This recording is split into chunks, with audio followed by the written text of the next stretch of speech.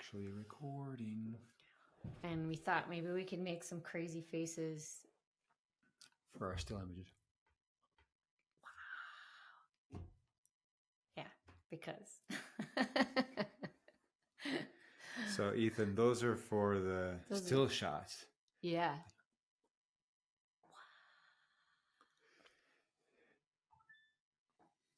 Like, that's about how many fish we saw in Mexico. Okay, let's put our phones on silencio.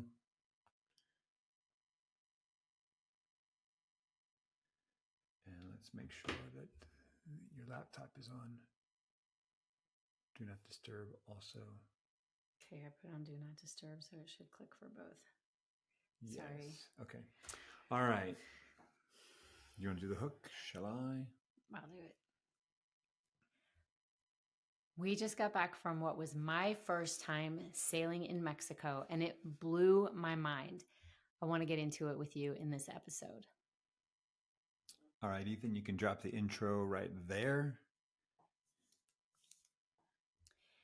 Okay, we just got back from sailing in Mexico for 5 days. We sailed out of La Paz, and I've been to Tijuana.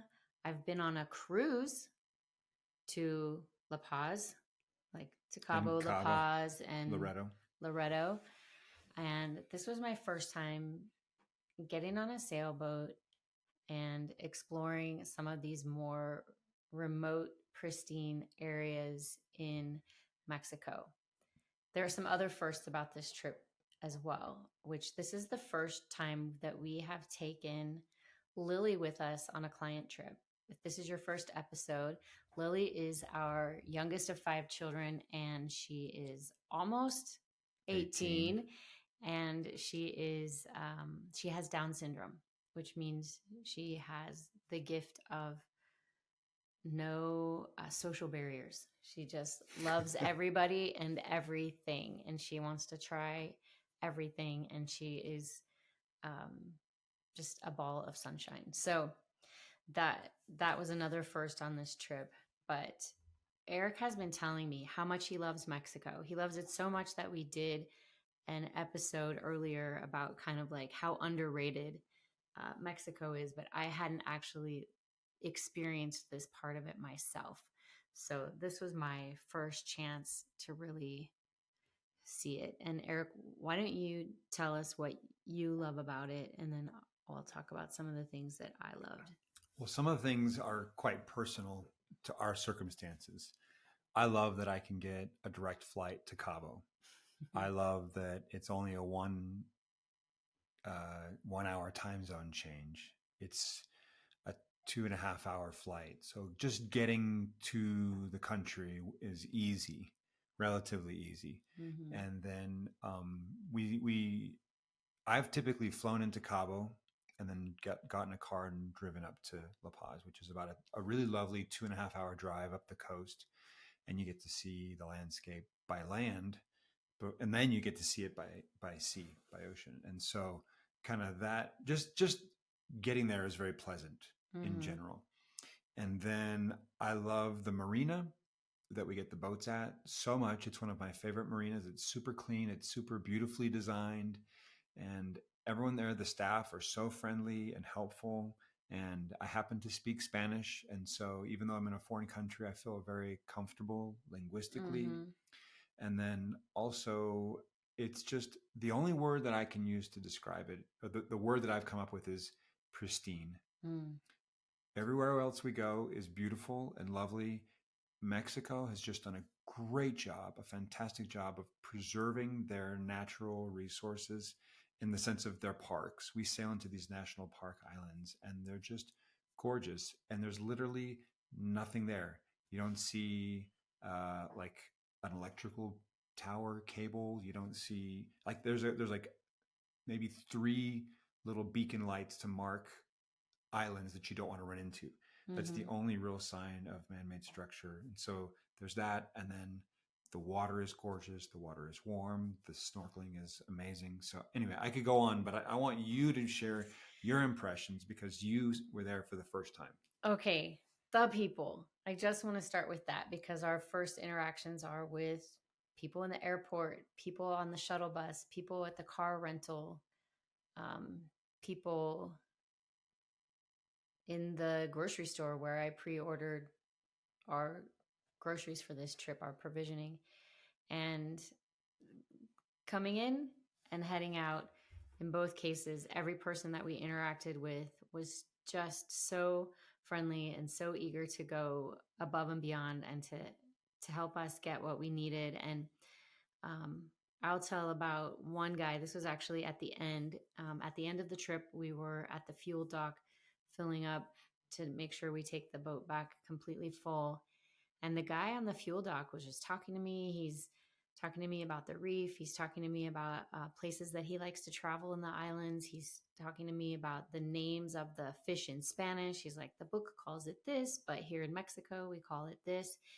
And the reef is so lively that even while we were at the fuel dock right next to the marina, which is usually like the most polluted.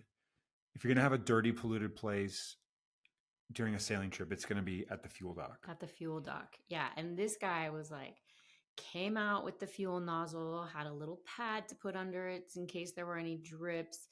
And when he had to stretch it across the boat to get to the second engine, I guess something did drip. And he was like, hey, do you have some dish soap I can use? And he like cleaned it up. But usually they just hand you the hose and say, here you go. But he took such good care of us. And he also just visited while, we were fueling the boat. And I just was so impressed. And also so impressed, even just standing there, even at the very last minute, there were hundreds of fish in the reef there. He said, it's viva, it's alive. It's so healthy. And we had all of these little sergeant majors. I think he said they call them mojinos, but they're the little fish about the size of your hand or smaller that have vertical, they're like yellow outlined or yellow trimmed, and they have the black and white stripes up and down the middle of their body. And they were there, and he's like, give it some of your muffin. So our friend who was having a blueberry muffin for breakfast, like started throwing pieces of muffin, and they would just like a dozen of them would gather around each little crumb that he threw in. And then there were a few snappers that were swimming below, and the snappers eat the sergeants. So they would kind of scurry when the snappers came past it. I was like, we are getting a show here in Mexico all the way up to the very last minute of our trip. So that just like kind of indicates what kind of experience we had. So we did go to Balandra Bay, and Erik was like, oh, maybe this is going to spoil you for the rest of the trip because this beach is just so beautiful and shallow, and you can like walk a mile and a half in shin to waist deep water. And there's like 7 different gorgeous beaches here. And it was beautiful. And I think you guys saw stingrays while you were walking across the middle of it. And I was just like finding shells and on this island. And, but it was not the peak. Like we started at what you thought was going to be the top, and it just kept getting better from there. We were there during whaling season, and we said, hopefully we'll maybe see a whale. And we did. We saw a baby humpback whale that kept surfacing and diving and surfacing and diving. And I've never seen a more attentive crew. Like there was just a complete hush over the entire boat while we scanned the horizon in 3 different directions, trying to know where this baby whale was going to pop up. And then when it would pop up, we would just like, burst into cheers and laughter and clapping. And I mean, I just think that really bonded us from the beginning, is that we were all on like team spot the whale. And anyway, we had a beautiful sunrise hike. The water was just incredible. Like you said, it was warm. It's hard to compare from memory, but it was like at least as gentle of a transition as the Bahamas when you step off the boat, and there's just no shiver that goes up your spine because the water is just so nice, and it's so perfectly clear and teal. And there were some shallow areas, and then there were also some deeper areas. So we had a lot of variety there. And this trip provided, I would say for me, the best snorkeling of my life.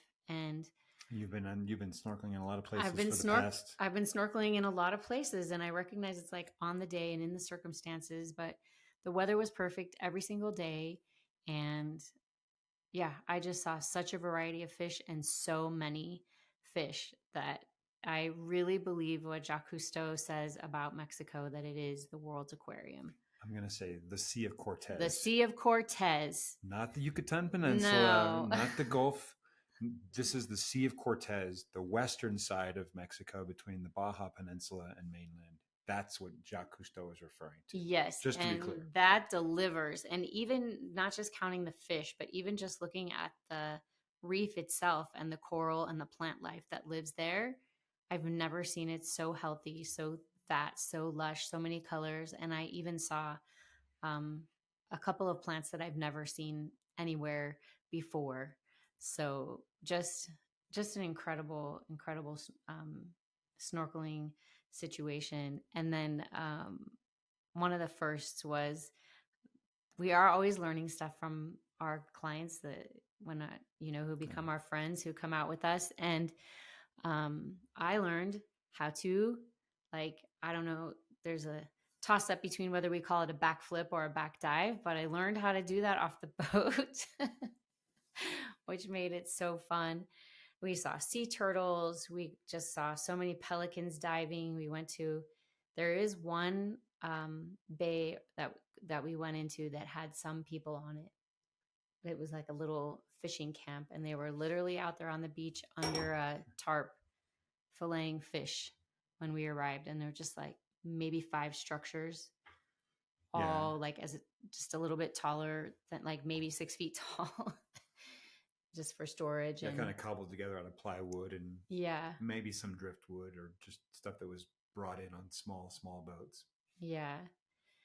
So I think that, and I don't know if you want to add anything to like the geography or the nature of it, but I'd also love to talk a little bit about how it was having Lily on a trip. Sure. And actually, I find myself being very reluctant to talk about specific bays or spots partly because I just want to say the Sea of Cortez. I'm a little bit protective, like a really beautiful surf spot. When people discover an amazing surf spot, the rule is you don't tell anybody. So I'm just going to tell you the Sea of Cortez. If you want to know, come with us. Yeah, if you want to go to these primo spots, we can take you there. But I'm not going to just broadcast it out so that everyone else can steal the intel and just go. I don't want them to get overrun. Yeah, for sure. Because in most of the places that we went, we were the only people there. Yeah, fair enough. Maybe that's a little selfish of me, but it's also, I just want to be protective of. We're gatekeeping the Sea of Cortez. Yeah. You'll never figure it out without us. Nobody will ever. Just kidding. Just talk to the mechanic. He will tell you his favorite place to go. At the dock. Yeah. Yeah, at the dock. Yeah, or not the mechanic. The guy helping fuel us pump with the guy. fuel. Anyway, so this was the first time having Lily on board for one of these trips, and I don't think she's come out sailing with us for like 6 years. Yeah, I think we were sailing with friends in Greece in late 2018 was the last time she went sailing with us. So it's been 6.5 years. It's been a minute, and I didn't know how she was gonna respond to the boat. When she was very young, she used to just fall asleep, so she never got motion sickness. I didn't know if she was gonna get motion sickness. I didn't know how she was gonna interact, if people were gonna be happy about her being there. Like, I just didn't know how it was gonna go. And we got on the first trip, on the first Zoom call, because we always talk to everybody who's coming on a trip, so we can all meet each other before we actually go in person. And Lily hopped on there, and she talked about her interests and how much she loves swimming. And everybody basically was like, I'll be your swimming buddy. So we knew we were off to a good start, and we got there, and it was just so great. Lily's very good at remembering names and relationships. And so she would ask all about, your kids and your family. And she was just delightful, but not only just to have around to have a conversation with, but she would be like, okay, I'm the first one to drop in the water. Or if we had just come back from a snorkel or a trip to the beach and we're coming back on the dinghy, as we get to the boat, she'll just like fall off backwards on purpose and be like, all right, it's time to play in the water again. And then, who's going to come play with me? She really was just like always leading out in the activities. And if anybody wanted to, say like, oh, I don't know if I want to jump in, Lily would jump in. They would say, well, if Lily's going in, I guess I'm going to go in too. And she's a good icebreaker. She was such an icebreaker and a party leader. And, as we would play the music, Lily would start dancing and she'd be like, I don't know this song. Everybody listened to their favorite music. She got a lot of new favorite songs. And now that we're back, I'm getting pictures from people who were on the trip and just saying like what a delight Lily was and what a privilege it was for them to be on a trip that Lily came on, and how she just really made the trip shine, and just being such a heart forward person. And anyway, as it turns out, bringing Lily was one of the highlights for all of us. And so that was just a really great feeling to see how well received she was and how everybody received her love and playfulness. So, and we learned that she will always be sneaking food. So everyone would like come up to me surreptitiously. Lily's got a soda can in her pocket. Lily's got the chocolate pretzels. Lily's got, don't tell her I said so. They're all kind of looking out for her, spies on the boat. One thing I did not expect was for people to kind of come to us and say, thank you so much for bringing Lily. Yeah. That I just didn't expect that. I don't know what I expected, but I didn't expect that. Yeah. And one of our sweet friends actually was coming from Hawaii, and she knew Lily was missing a swim meet to come on this trip with us. Lily really loves school, and she did not want to miss any days of school, especially not a meet. But this is how it was shaking out. So this woman bought a lei for her in Hawaii and brought it with her to make sure that Lily would like get some prize, because she did lots of swimming while we were in Mexico. So anyway, I will say low light. We went on this morning hike, this sunrise hike, and because it was a cooler part of the day in this tidal area, there were a lot of mosquitoes. So what we learned is that next time, wear long pants, long shirts. Bring bug spray, which there was bug spray on the boat. We just didn't anticipate the mosquitoes. And the mosquitoes go away as soon as the sun comes up. But since it was pre-dawn, they were up and at it. Yeah, on the hike in, mosquitoes. On the hike out, no mosquitoes. And the rest of the trip, no mosquitoes. So it's just stay away from the tidal flood zones right before sunrise, and you're going to be okay. Or just wear long pants and bring bug spray. Or be prepared. I would not have wanted to miss that. Sunrise was incredible, and the hike was totally worth it. I just brought home some souvenir itches. Yeah, Lily brought the most, but yeah. Lily brought the most. So anyway, that was incredible. We loved Mexico so much that we have an announcement. We're going to swap out. Originally, we were going to go to Greece in October of 2025. We are going to Greece in July.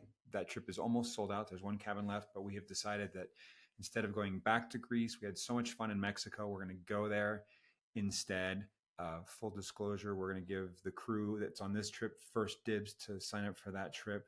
And then after that, we'll open it up. So by the time this airs, it should be available. But if you want to go to Mexico with us in October of 2026, there may be a couple of cabins available if you want to join us. Yes, one of my favorite things that one of the friends sailing with us on this trip said was, when I came on this excursion, I thought it was going to be a once in a lifetime experience. But then I thought, no, I need to do this once a year. But then I thought, no, I need to do this twice a year. And I do not blame her after that. Like, if you want a getaway that's away, the Sea of Cortez is a great place to do that. Can I make one more soft announcement here about people who want to come on repeat? We are getting ready we're going to try a thing, and we're calling it sailing membership. Maybe we'll come up with a cooler title than that, but basically a sailing membership is that Every 4 weeks, you pay a smaller amount of money, and you get to go on a trip every year with us. You can pick one destination each year, or you can double down, like you were just sharing about our friend on this trip, and you could come on 2 trips a year. But basically, you just sort of build it into your monthly budget that you're going to go sailing, and you can, we'll probably do every 4 weeks or maybe every 2 weeks if it lines up with people's paychecks easier. But we want to make sailing as easy as possible. We try to keep our costs as contained as we can and still make it worth it for everybody involved and cover our expenses. But if you are interested in that, drop us a line via email, hello@theawesomefactory.nyc, or ping us on social media. We're going to have that in place. It might be up and running by the time we get this podcast out, but just know sailing membership is in the works because we want you to come out more than once if you want to. And we also want to make it easy on the financial side, just kind of put it on what we call autopilot so that it never feels like a big hit. You can just plan on it and spread it out throughout whatever works for you. Yeah, I love that. Well, we always love to end our podcast with this signature question, and we'll hope you'll really think about it today. What could go right?